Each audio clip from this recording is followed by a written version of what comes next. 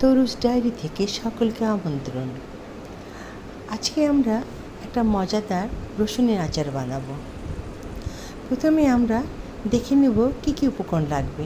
এখানে half KG রসুন, সরিষার তেল, আদা রসুন বাটা, পাঁচফোড়ন, তেঁতুল গোলা অল্প, শুকনো মরিচ এবং আখের গুড় লাগবে।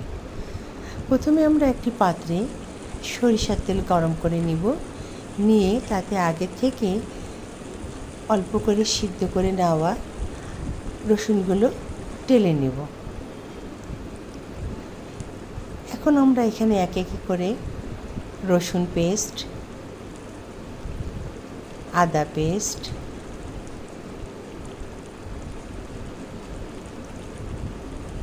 এবং যে মশলাগুলো উপকরণে দেওয়া আছে সেগুলো একসাথে গুঁড়ো করে সেই মশলাগুলো এর মধ্যে দিয়ে দেব, যেটাকে আমরা আচারের মশলাই বলি। দিয়ে এটাকে আমরা নাড়তে থাকব।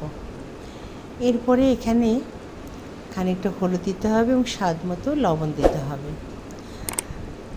এখানে আরেকটা কথা বলে রাখি, এর মধ্যে কিন্তু তেঁতুল গোলাটাও এর মধ্যে দিয়ে দিতে হবে, যাতে একটা টকটক ভাব আসে। আচার মানেই একটু টকটক ভাব। এরপরে আমরা আরও স্বাদ বাড়ানোর জন্য খানিকটা আখের গুড় দেব।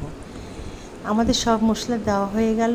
এখন এগুলো ভালো করে কষাতে হবে, এমনভাবে নাড়তে হবে যাতে রসুনগুলো ভেঙে না যায়। খুব ভালো করে কষিয়ে আমরা তৈরি করে নেব রসুনের আচার। দেখছি এটা খুব ভালো করে কষানো হয়েছে। এখন আমরা এটাকে সংরক্ষণের জন্য খানিকটা ভিনেগার দেব। এই ভিনেগার দেওয়ার ফলে এই রসুনের আচারটা ফ্রিজের বাইরেও 6 মাসের বেশি সময় ধরে সংরক্ষণ করা যাবে।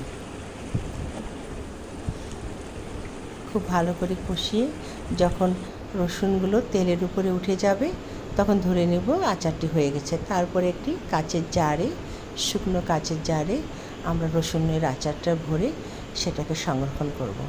সকলকে